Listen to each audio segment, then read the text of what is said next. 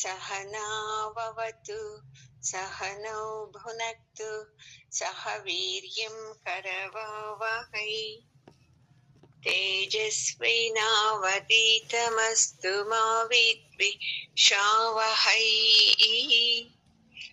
ఓం శాంతి శాంతి శాంతి. గురువు గారి పాదాలకు నమస్కారం చేద్దాము.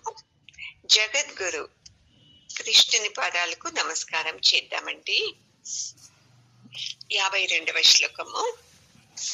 యదా విమోహ కలిలం బుద్ధిర్వ్యతితరిష్యతి తదా గంతాసి నిర్వేదం శ్రోతవ్యస్య శ్రుతస్య చ. పరమాత్ముడు చెప్తున్నాడు అర్జునునికి, నీవు ఇంత దుఃఖించడానికి కారణం ఏంటంటే నీకు నా వాళ్ళు, మా బంధువులు వాళ్ళందరూ అనే మోహం ఎక్కువ ఉంది. ఆ మోహం నుండి నువ్వు ఇలా మాట్లాడుతున్నావు అర్జున. ఎప్పుడైతే నీ బుద్ధిలో ఈ మోహం అనే కాలుష్యము నిండుకొనేస్తుందో అప్పుడు నీకు ఏది చెప్పినా అర్థం కాదు. ఎప్పుడైతే ఈ మోహ రూపం, ఈ కాలుష్యం బయటకు వచ్చేస్తుంది, ఈ మోహం అనేది, అప్పుడు నువ్వు ఇంకా ఏది అడగవు నన్ను. వెనకల్ది కానీ ముందు కానీ ఏది రావు నీవు నీ లోపలికి. ఎందుకంటే ఇప్పుడు నీలో మోహం ఉన్నందున ఏదేదో మాట్లాడుతున్నావు. ఇలా చనిపోతారు, అలా చనిపోతారు, ఇది పాపము, ఇది పుణ్యము, ఇది కర్మము అని. పాపం ఏం చేసేదానికి కాదు అర్జున. ఇప్పుడు నీ బుద్ధి అనేది ఇలా మాయలో నిలబడిపోయింది. ఆ మాయ నుండి నువ్వు ఇలానే మాట్లాడుతున్నావు. ఎప్పుడైతే నీ బుద్ధి నుండి ఈ మోహము, ఈ మాయ బయటికి వచ్చేస్తుందనుకో, అప్పుడు నీవు అడగవలసింది ఏమీ ఉండదు. ఎందుకంటే నీ మనసులో మోహం ఉండదు కదా. మోహం ఉన్నప్పుడే కదా ఇవన్నీ. అయ్యో నా వాళ్ళు, వాళ్ళకేమవుతుందో, వీళ్ళకేమవుతుందో. చూడండి, పిల్లలు కొద్దిసేపు లేటుగా వచ్చేస్తే స్కూల్ పిల్లలు అయ్యో ఎంత తల్లడిల్లిపోతారు. మీ ఆయన కొద్దిగా 1 గంట సేపు లేటుగా వస్తే ఏమైందో ఏమైందో ఏదేదో యోచిస్తారు. ఎందుకు? అక్కడ అమితమైన మోహం, నా వాళ్ళు ఎందుకు ఇంకా రాలేదు అని. ఎప్పుడైతే నీకు మోహం అనేది లేకుండా ఉంటుందో నీ బుద్ధిలో, ఈ జ్ఞానం విని విని విని మళ్ళీ అట్లని ప్రేమ ఉండదు అని కాదండి, బాగా అర్థం చేసుకోవాలి. అందరితోనూ ఉంటారు, అయితే నాది ఇది, నా వస్తువు ఇది, నా వాళ్ళకి ఏమీ కాకూడదు, ఈ మోహం నుండినే ఇవన్నీ యోచించేది. ఎప్పుడైతే ఈ జ్ఞానం మీలో వెళుతుందో అప్పుడు మీరు ఇంత బాధపడరు. అవును లేట్ అవుతుంది, వస్తారు, ఎక్కడ పోతారు రాకోకుండా, ఇలా మీకు వచ్చేస్తుంది బుద్ధి. అప్పుడు మీరు యోచించేది కానీ, వెనకలు ఏదయింది అని కానీ, ముందు ఏమవుతుందో అనేది కానీ ఏమి మీరు యోచించరు. ఎందుకంటే మీ మనసులో ఆ మోహము అనేది వెళ్ళిపోయి ఉంటుంది కాబట్టి. ఎవరైతే ఈ ఆధ్యాత్మ తత్వ సాధనని బాగా వంట పట్టించుకుంటారు చూడండి, వాళ్ళు ఇలాంటివి అనవసరమైంది యోచన చేయరు. ఆరోగ్యం బాగలేదా, సహజమే కదా, అది మనిషి అన్న తర్వాత. ఆరోగ్యం బాగలేదు, అయింది, హాస్పిటల్కి వెళ్తాము, ఏదన్నా చేస్తాము అని. అదే మనమైతే ఎందుకు ఇలా కావాల్సింది, ఏం తిన్నాడో, అయ్యో ఎంత బాధపడుతున్నాడో, వీనికే రావాలా, ఇలా యోచన చేసేస్తాం. సమస్య వచ్చిందనుకోండి, మనలాంటి వాళ్ళు అయ్యో ఇలా వచ్చేసిందే, వాళ్ళ మాటిని నేను పొరపాటు చేశానే, ఇలా అయిపోయింది అని యోచిస్తాము. అది ఈ జ్ఞానం ఉండేవాళ్ళు, అవును సమస్యలు మనిషి కాక ఎవరికి వస్తుంది, రాని సమస్యలు వస్తే నేను ఈ జ్ఞానం నుండి యోచిస్తాను, ఎలా పరిష్కారం చేసుకోవాలో అలా చేస్తాను అని యోచిస్తాడు కదండి. ఇప్పుడు అర్జునునికి ఈ జ్ఞానం లేదు. మొత్తం ఏముంది? మోహమే నిండుకో ఉంది. అందుకని అతను ఎలాగంటే అలాగా మాట్లాడుతూ ఉన్నాడు. అందుకే పరమాత్ముడు ఎంత బాగా చెప్తున్నారు చూడండి. నీదేమి తప్పు లేదు అర్జున, నీలో ఈ మోహం వెళ్ళిపోయింది అంటే నీవు ఇవన్నీ అడగవు, యోచన చేయవు, ధైర్యంగా యుద్ధం చేయగలవు నీవు అని చెప్తున్నాడు. అయినాను అర్జునునికి అర్థమవుతుందా అండి? మోహం అంటే నీకేం లేదా మోహము, ఇలా అంతా మాట్లాడుతున్నాడు కదా. మా గురువుని యుద్ధం చేయమంటున్నావు, అది మీ గురువు సాందీపని ముని పైన యుద్ధం చేశావా నువ్వు అని ఇలా అర్థం పర్థం లేకుండా మాట్లాడుతున్నాడు చూడండి. ఎందుకంటే మనం ఎప్పుడైతే ఈ సంసారం పక్క నిలబడి ఉంటాం చూడండి, అప్పుడు మన మనసు లోపల ప్రేమ మోహము ఎక్కువ ఉప్పొంగుతుంది మనకు. చూడండి, ఏదన్నా వస్తువులు చూసినారంటే అయ్యో అది కావాలి అనిపిస్తది. ఇంట్లో వాళ్ళని చూసామంటే అయ్యో నా వాళ్ళు వీళ్ళు అనిపిస్తది. వేరే ఏదన్నా చూస్తే వాళ్ళైనా తీసుకునేది, నేనెందుకు తీసుకోరాదు, ఇలా మోహం వచ్చేస్తుంది చూడండి మనకు. అందుకే మన మనసులో మొదట ఈ మోహాన్ని ఇంట్లో వాళ్ళ మీదే కాదు, ఈ వస్తువుల మీద, ఈ వ్యవహారం ప్రపంచం మీద, అది బాగా ఇది బాగా ఇలా ఏదేదో ఉంది కదండి మన మనసులో, అవన్నీ వెళ్ళిపోతేనే మనకు నెమ్మదిగా ఉండేకు సాధ్యమవుతుంది. ఫంక్షన్ ఇలా చేయాలి అని మనసుకు వచ్చింది అనుకోండి, ఇంకా ఫంక్షన్ అయ్యే వరకు దాని గురించి ఆలోచిస్తాం. మాకన్నా ఎవరు బాగా చేయకూడదు, వచ్చిన వాళ్ళంతా మీ ఇంటి ఫంక్షన్ చాలా బాగుంది అనాలి అని. ఎవరో ఒకరు ఏంటంటే ఇలా చేశారు, ఇది ఇలా ఉండకుండా ఉండాల్సింది అన్న వెంటనే చూసుకోండి 50 మంది మనల్ని మెచ్చుకొని ఉంటారు, ఎంత బాగుంది ఎంత బాగుంది అని. ఆ 50 మంది ఆనందం అంతను ఈ ఒక్క మాటతో, ఏమండి ఇలా చేశారు, ఇదేం బాగలేదు, ఈ ఒక్క మాటతో ఏమవుతుంది, ఆ 50 మంది చెప్పిన సంతోషం అంతా వెళ్ళిపోయేస్తుంది. అదే మనలో నిర్లిప్తత ఉండి, నా ప్రయత్నం నేను చేశాను, అందరినీ మెప్పించడానికి కాదు. అవుతుందా అండి? ఎవరో వాళ్ళకి తగినట్ల ఒక తప్పు చెబుతారు. అందుకని బాగుంది అన్నప్పుడు నేను ఉప్పొంగిపోను, బాగలేదు అన్నప్పుడు నేను బాధపడను అని ఉంటది ఎవరికి?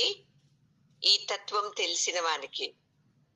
మనలాంటి సంసారులకి ఎలా ఉంటది? అక్కడే ఉంటది. మన దృష్టి ఎప్పుడునూ ఈ జ్ఞానం మీద ఉండాలి చూడండి. జ్ఞానం వినటం, దాన్ని మన జీవితంలో ఆచరించటం. ఏ క్షణంలోనూ భయపడకూడదు. ఏ సమస్య వచ్చినా మీరే పరిష్కారం, ఈ జ్ఞానంతో మీరే పరిష్కారం చేసుకోవాలి. అర్జునునికి ఇది తెలుస్తా లేదు. అందుకే గురువు గారు ఒక కథ చెప్తారు. కచ ఒక ఋషి, అతను శుక్లాచార్యుడి దగ్గరికి వస్తాడు. ఎందుకంటే వాళ్ళు అమృత విద్యని నేర్చుకున్నారు. అమృత విద్యని నేర్చుకోవాలి అని శిష్యుడిగా వస్తారు. అదే శుక్లాచార్యుని కూతురు యయాతి అని, ఇతని మీద చాలా ప్రేమ పొందుతుంది.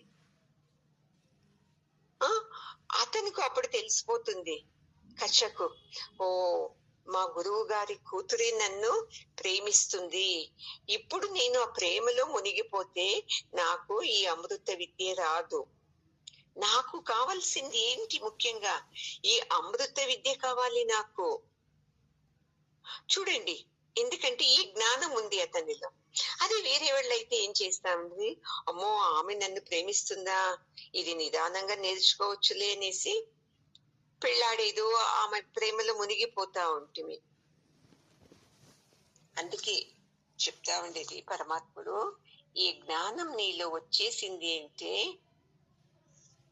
నీవు ఎన్ని కర్మలు చేసింది ఆ మోహం నుండి నువ్వు బయటికి వచ్చేసేస్తావు. వచ్చి ఈ వైరాగ్యం నీలో వస్తది. అంత బుద్ధి నీకు రావాలి అర్జున. లేదు అంటే నీవు ఇలానే దుఃఖిస్తుంటావు, అయ్యో మా వాళ్ళు చనిపోతారే, వాళ్ళ మీద యుద్ధం చేయాలి అని. ఈ జ్ఞానం ఉండాలి. చూడండి, కచ్చకు ఎంత జ్ఞానం ఉంది. నాకు విద్య ముఖ్యం కానీ ఆమె ప్రేమ నాకు ముఖ్యం కాదు అని మోహంలో పడలేదు అతను. మళ్ళీ అతని విద్య నేర్చుకున్న తర్వాత చెప్తాడు, నిన్ను ఈ విద్య కోసం ప్రేమ నటించాను కానీ కామించలేదు అని చెప్తాడు. చూడండి ఎంత బుద్ధివంతుడు అతను. ఇలాగా మనము ఈ మోహాన్ని మనలో నుండి మనమే తీసేసుకోవాలి. లేదు అంటే అర్జున నీవు ఇలా దుఃఖిస్తూనే ఉంటావు. మోహం వెళ్ళింది అనుకో, నీవు ఏమి నన్ను అడగవు. వాళ్ళు చనిపోతారేమో, వీళ్ళు చనిపోతారేమో. చావు ఎవరికి రాదా?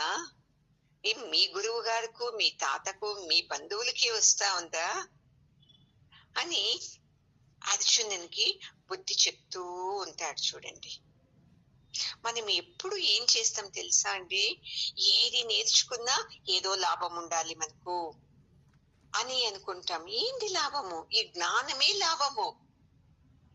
మనం అది వదిలేసి ఏం పని చేసినా నన్ను పొగడాలి, నన్ను మెచ్చుకోవాలి అని ఏదేదో చేస్తాం మనము. ఇది కాదండి. ఈ దుఃఖం నుండి మనము విడుదల కావాలి. అప్పుడే మనకు ఆనందం దొరికేది.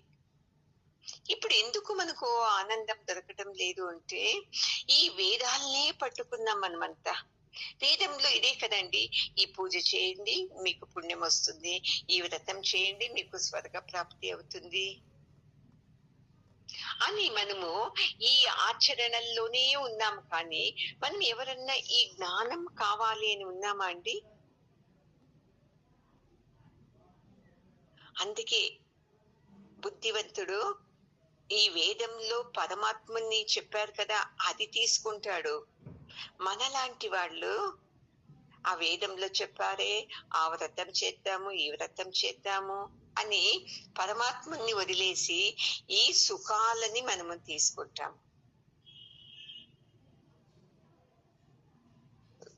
జ్ఞాని మాత్రం ఏమంటాడు వాడు, నాకు ఇలాంటివి భోగాలు అక్కర్లేదు, నాకు ముక్తి కావాలి అని అతను నిలబడతాడు. అలాగే అర్జున, నీవు ఇప్పుడు ఈ జ్ఞానం కోసము నీవు పోరాడు. నాకు ఈ జ్ఞానమే ముఖ్యము అని నీలో రాని. ఈ జ్ఞానమే ముఖ్యము అంటే మనం ఏం చేయాలి? దానికి కూడా పరమాత్ముడు చెప్తాడు. చూడండి, 53వ శ్లోకము. శృతి విప్రతిపన్నాతే యదాస్త్యస్యతి నిశ్చల సమాధావచలా బుద్ధిః తదా యోగమవాప్స్యసి.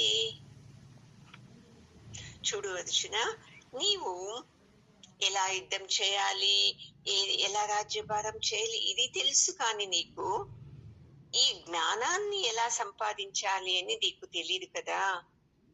అందుకే ఈ భగవద్గీతలు, శృతి, స్మృతి, పురాణాలు ఇవన్నీ రోజు మనము అధ్యయనం చేస్తూ ఉంటే మన మనసు నిశ్చలమవుతుంది. అది చేయకోకుండా మనము అన్ని సంసారాల గురించి మాట్లాడేటప్పుడు ఈ లౌకిక సుఖాలే అవి బాగా ఇది బాగా అనే వాళ్ళతో మనం ఉంటే ఇది మనకు దొరకదు అర్జున. ఈ జ్ఞానం నీకు అసలే దొరకదు. చూడు, కచడు యయాతితో ప్రేమగా ఉన్నాడంతే, ఇంకా ఆమెను కొట్లాడితే గురువు కోపం వస్తుంది. గురువు కోపం వస్తే నాకు అమృత విద్య లభించదు అని ఆమెతో కొట్లాడకుండా సహనంగా మామూలుగా ఉన్నాడు, కానీ ఆమెను కామించలేదు. ఎందుకంటే అతనికి జ్ఞానం ఉంది. అందుకే మనము అంతే ఈ విద్యని ఏ విద్య, ఈ జ్ఞాన విద్యని నేర్చుకోవాలంటే ఈ సత్సంగాలు, భగవద్గీతలు, శృతి స్మృతి పురాణాలు ఇవన్నీ వింటూ వింటూ ఉన్నప్పుడు మనకి ఏమవుతుంది, ఈ మోహం అనేది తక్కువ అవుతూ జ్ఞానం ఎక్కువ అవుతుంది. అందుకే చెప్తారు గురువు గారు, ఎవరైతే ఈ సత్సంగాన్ని, ఈ జ్ఞానాన్ని గట్టిగా పట్టుకుంటారు చూడు, వాళ్లకు ఎప్పుడు మోహం కలగదు అని చెప్తారండి. అది ఎవరికి అవుతుంది? అత్యంత బలశాలికి మాత్రమే, ధీరునికి అవుతుందంట. శాస్త్రం నేను వినాలి, నా మోహాన్ని పోగొట్టుకోవాలి, నేనంటే ఎవరు తెలుసుకోవాలి అనేది ఆ ధీరునికి వస్తుంది తప్ప సంసారిలకు రాదు. అందుకే ఇక్కడ పరమాత్ముడు ఎక్కువ ఒత్తి చెప్తున్నాడు, ఈ జ్ఞానాన్ని పట్టుకునేవాడు ధీరుడు అర్జున. ఇవన్నీ విను, నేను చెప్పేది అంతా విను, అప్పుడు నీకిని అర్థమవుతుంది. అవును, నేను ఈ మోహంలో ఉన్నందుకే నాకు ఇదే సత్యము, మా బంధువులే సత్యము, లేదు అంటే నాకు సమాధానం లేదు అనేది వెళ్ళిపోతుంది. ఎవరికైనా చావు వస్తుంది కదా అర్జున, నీ వాళ్ళకి వస్తుందా అని అర్జునునికి ఈ జ్ఞానం గురించి చెప్తున్నారు. చూడండి, మనకి ఎలా అంటే, చూడండి, ఇప్పుడు మీ ఇంటికి ఇలా వెళ్ళాలి అంటే ఇదే రూటే కరెక్ట్ అని మన మనసులో ఫిక్స్ అయిపోతాము.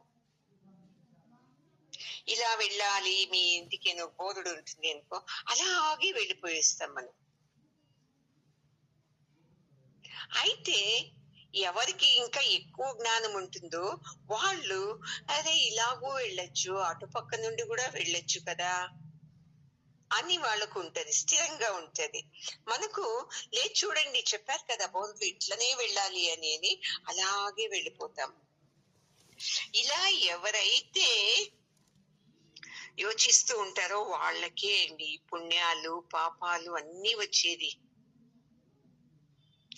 రాక్షసులు తపస్సు చేసేటప్పుడు దేవతలు వచ్చి ఆ తపస్సుని పాడు చేసేవాళ్ళంట.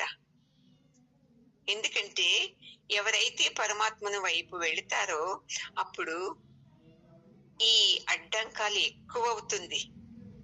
ఇప్పుడు చూడండి, మీరే సత్సంగానికి వచ్చేటప్పుడు మీ ఇంట్లో వాళ్ళే అంటారు కదా, ఏమి సత్సంగం వింటున్నావు, ఏం నీకు అనుకుందంతా అయిపోయిందా, నీ బిడ్డల పెళ్ళి అయిపోయిందా, ఇంటి సమస్యలు తీరిపోయిందా, ఎందుకు వెళ్తావు సత్సంగానికి అంటారా లేదా? తెలీదు వాళ్లకు. సత్సంగం వెళ్ళేది ఈ జ్ఞానం సంపాదించి ఏం సమస్యలు వచ్చినా పరిష్కారం చేసుకొని ఆనందంగా ఉండటానికి ఈ జ్ఞానం.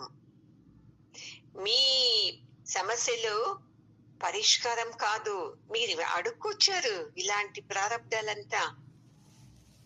ఈ జ్ఞానంతో ఆ ప్రారంధాల్ని సరి చేసుకోవడానికి జ్ఞానం ఉండేది. కానీ మీ వాళ్ళు అనుకున్నట్లు ఇల్లు కట్టుకోవాలి, పెళ్లి చేసుకోవాలి, నాకు ఉద్యోగం రావాలి, దానికి ఈ సత్సంగం అంటే నవ్వుతారు కదండి. అందుకే ఇప్పుడు చెప్తుండేది అర్జునునికి, ఈ జ్ఞానం నీలో ఉంది అంటే నీవు ఇలా ఈ ఇంద్రియ బాధలకు నువ్వు అల్లాడవు. ఈ జ్ఞానం లేని వాళ్ళు మాత్రమే అయ్యో సంసారం సంసారం అని అంటారు. జ్ఞానం ఉండే వాళ్ళైతే ఈ జన్మ నుండి సంసారం చేస్తూనే ఉన్నాను, ఇంకా నాకు ముక్తి రాలేదు, ఈ మోహాల్ని బంధాల్ని నేను తగ్గించుకోవాలి అని వస్తుందంట. లేదు అంటే ఇలానే మనము అది బాగుంది, ఇది బాగుంది, అది సరిగ్గా ఉంది, ఇలా చేయాలి అని వెళ్ళిపోయేస్తాం. ఈ జ్ఞానం వచ్చింది అనుకోండి మీలో, అప్పుడు మీరు ఎలా అవుతారు అంటే ఎదుటి వ్యక్తిని చూసిన వెంటనే మీరు చెప్పేస్తారంట, ఇతను ఇలాంటి వ్యక్తినే, ఇతను మంచివాడా చెడ్డవాడా, ఎలా మాట్లాడతాడు అని మీరే చెప్పేస్తారంట. ఇప్పుడు మనం ఎందుకంటే ఈ జ్ఞానం లేనందునే వాళ్ళని మంచి వాళ్ళు అనుకుంటే, వీళ్ళని మంచి వాళ్ళు అనుకుంటుని, వాళ్ళు మాకు చెడ్డ చేశారు, మాకు అన్యాయం చేశారు అని దుఃఖిస్తున్నాం చూడండి. ఇవన్నీ సంసారాలే. వాళ్ళు సర్లే, వీళ్ళు నన్ను మోసం చేసి, వాళ్ళు నన్ను అన్యాయం చేసేసి. ఎందుకంటే ఈ జ్ఞానం ఉంటే మనము వేరే వాళ్ళతో మోసపోం కదండి. చూడండి, ఒక ఆమె ఈ సత్సంగం బాగా వింటూ ఉంది. ఆమె ఒక తూరి ఒక మీటింగ్ వెళ్లాల్సి ఉంది. ఆ మీటింగ్ లో ఈమెనే స్పీచ్ చేయాల్సింది. ఇంకే మీటింగ్ వెళ్ళాలి, కారు ఎక్కింది, అంతలోపల ఫోన్ వచ్చింది. ఇంట్లో మీ వాళ్లకు ఆరోగ్యం బాగలేదు, అడ్మిట్ చేశాము అని. మళ్ళీ ఈమె భయపడనే లేదు. అవునా, అడ్మిట్ చేయండి, నేను మీటింగ్ ముగించుకొని డైరెక్ట్ హాస్పిటల్కి వచ్చేస్తాను అని. ఆమె అక్కడికి వెళుతుంది, ఆఫీస్ కు, ఆ మీటింగ్ చేసేదానికి. అక్కడ ఆఫీస్ లో వాళ్ళంతాను ఈమెని డిస్టర్బ్ చేసి భయపెట్టేసి పంపించేయాలి. ఆ మీటింగ్ సక్సెస్ కాకూడదు, మా వాళ్ళతో మీటింగ్ చేపించి మా వాళ్ళది సక్సెస్ చేయించాలి అని ఆఫీస్ లో వాళ్ళు కూడా ఆమెకు అడ్డం పడతారు. అయ్యో పాపం, మీ ఆయనకు బాగలేదంట కదండి, అయ్యో వెళ్ళిపోండి, పాపం మీరు ఏం మాట్లాడతారు ఆ బాధలో, ఏమేమో చెప్తారు చూడండి. ఆమె ఒకే మాట అంటుంది, చూడండి, నా సంసారం వేరు, ఆఫీస్ వేరండి. సంసారం లేకి ఆఫీస్ ని త్యాను, ఆఫీస్ పనుల్లో సంసారాన్ని అలో చేయను. ఇప్పుడు మీటింగ్ అటెండ్ అవుతాను, నేను మీటింగ్ లో మాట్లాడి తర్వాత వెళ్తానండి. అది ఎంత నీట్ గా మాట్లాడుతుందండి చూడండి. మీటింగ్ లో ఎవరైతే ఆమెకు డిస్టర్బ్ చేయాలా, ఆమె మీటింగ్ ని ఫెయిల్యూర్ చేయాలా అనుకున్న వాళ్ళంతా గమ్మని ఊరికే అయిపోతారంట. ఎందుకండి, ఆమెకు జ్ఞానం ఉంది. ఏది జరిగినా నేను డిస్టర్బ్ కాకూడదు. సమస్యలు అనేవి ఎప్పుడంటే అప్పుడు వస్తుంది, టైం చూసి వస్తాదా అండి మనకు సమస్యలు?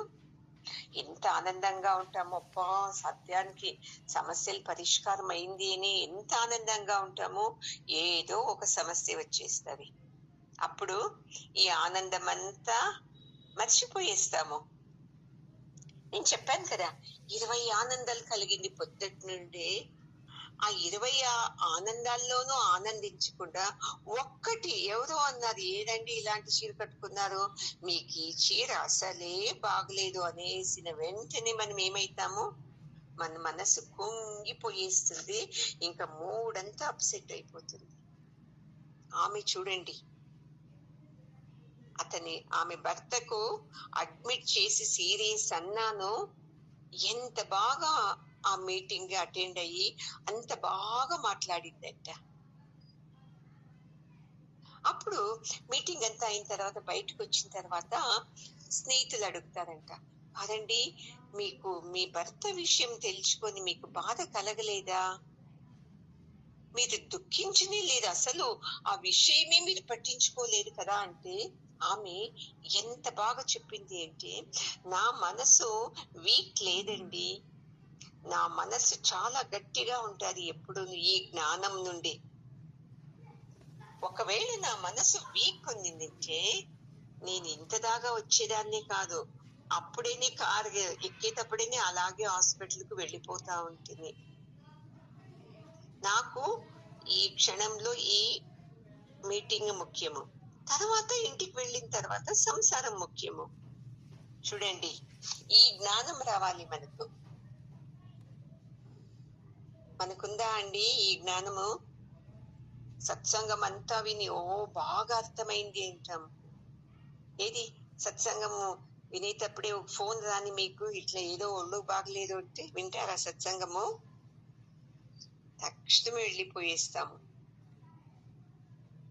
బాగా అర్థం చేసుకోవాలి.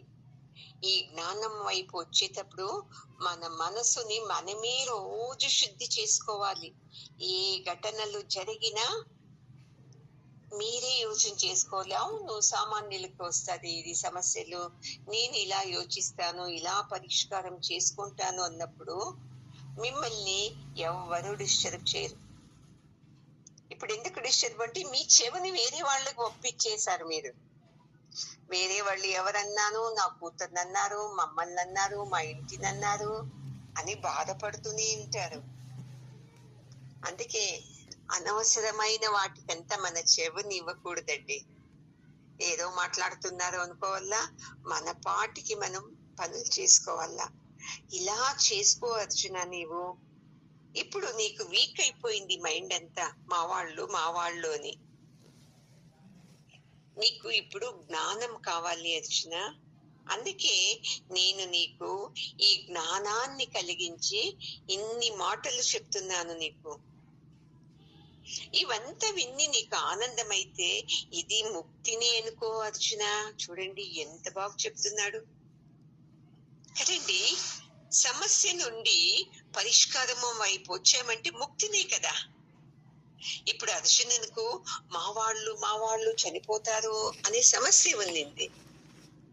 ఎప్పుడైతే ఈ జ్ఞానం అంతా చావు అందరికీ వస్తుంది, ఆత్మను చంపలేరు, ఈ దేహాన్ని అంతే చనిపోయేది, చనిపోయే వాళ్ళు మళ్ళీ బతుకుతారు, ఇవన్నీ జ్ఞానం చెప్పిన తర్వాత ఆనందం కలగాలి కదా. అప్పుడు నీవు ఆనందంగా ఉంటావు అర్జున.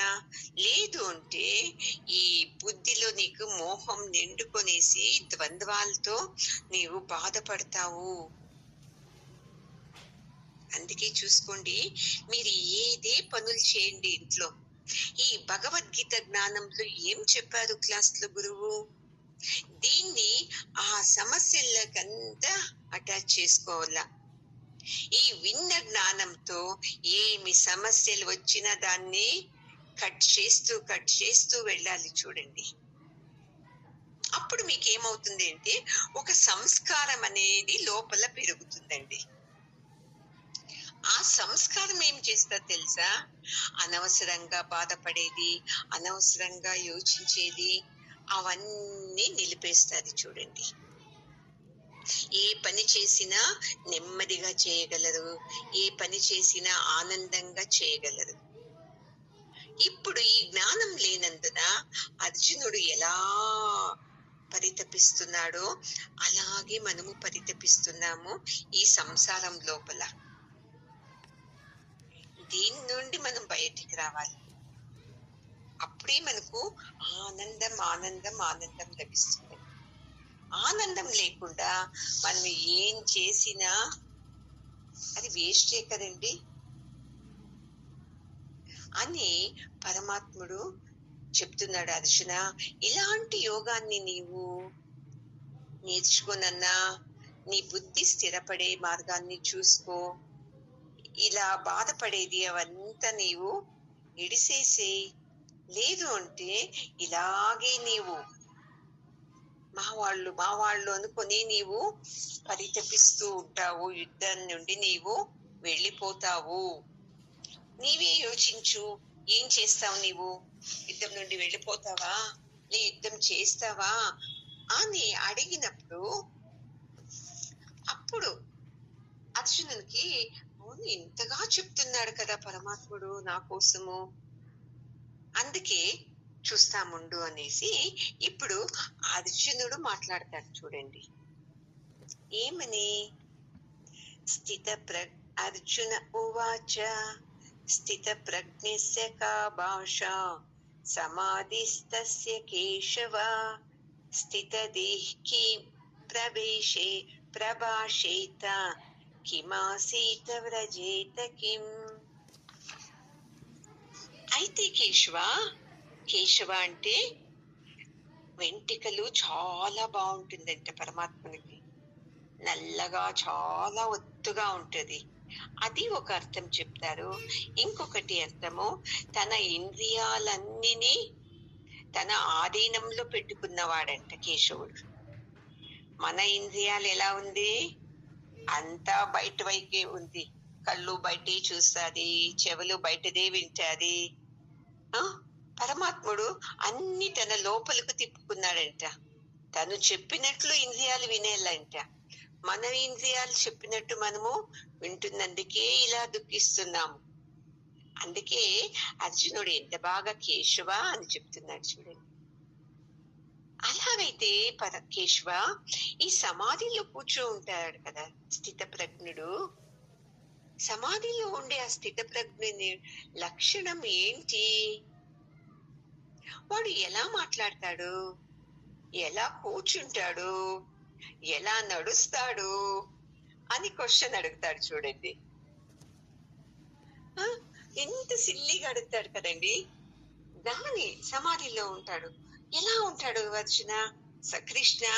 ఇలా నడుస్తాడా, ఇలా మాట్లాడతాడా, ఎలా కూర్చో ఉంటాడు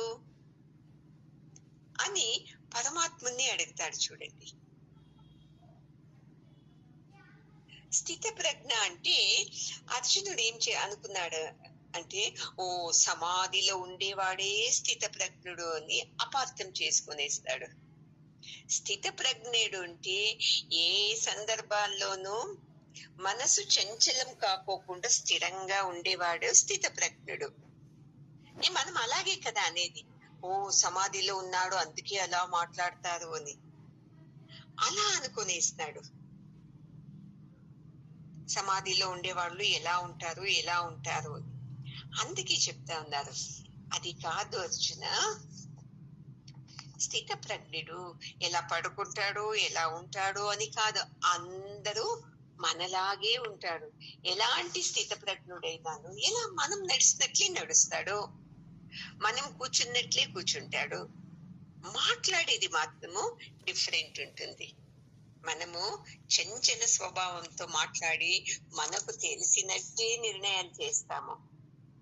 ఆ స్థిత ప్రజ్ఞుడు ఈ విషయంలో చాలా బాగా యోచించి మాట్లాడగలుగుతాడు. పాప అది తెలియకోకుండా అర్జునుడు ఏమనుకున్నాడు, ఓ సమాధిలో ఉండేవాళ్లే ఇలాంటిగా నడుచుకునేది అని అపార్థం చేసుకున్నాడు. ఇప్పుడు మనము ఈ జ్ఞానం అంతా విని విని మనలోనూ కొంచెం వచ్చింది కదండి. మన ఉమాదేవి చెప్పారు కదా, పాప అన్నం సరిగ్గా తినలేకుంటే ఎవరు మంత్రం ఏమి వేయాలి అన్నారు. తర్వాత వాళ్ళు ఏం చేశారు, ఆ వంటనే డిఫరెంట్ గా చేసినందుకు వాళ్ళే ఆ పాపనే తినింది అని. ఇలా మనకు ఈ శాస్త్రం వింటూ వింటూ అజ్ఞానంతో చేసే పనుల్ని ఈ జ్ఞానంతో చేస్తున్నాం. అంతే వ్యత్యాసం చూడండి. స్థిత ప్రజ్ఞుడంటే ఏదో డిఫరెంట్ గా ఉంటాడు అనుకోకూడదు. మామూలుగానే మనిషిలాగే ఉంటాడు, అయితే యోచించే విధానము డిఫరెంట్ గా ఉంటుంది. ఎలాంటి సమస్యల్ని కొంచెం కూడా బాధపడకుండా ఎదురిస్తాడు, అలా ముందుకు వెళ్తాడు. దాన్ని స్థిత ప్రజ్ఞుడు ఎలా ఉంటాడో అని వచ్చే శ్లోకంలో పరమాత్ముడు చెప్తాడండి. సరేనా?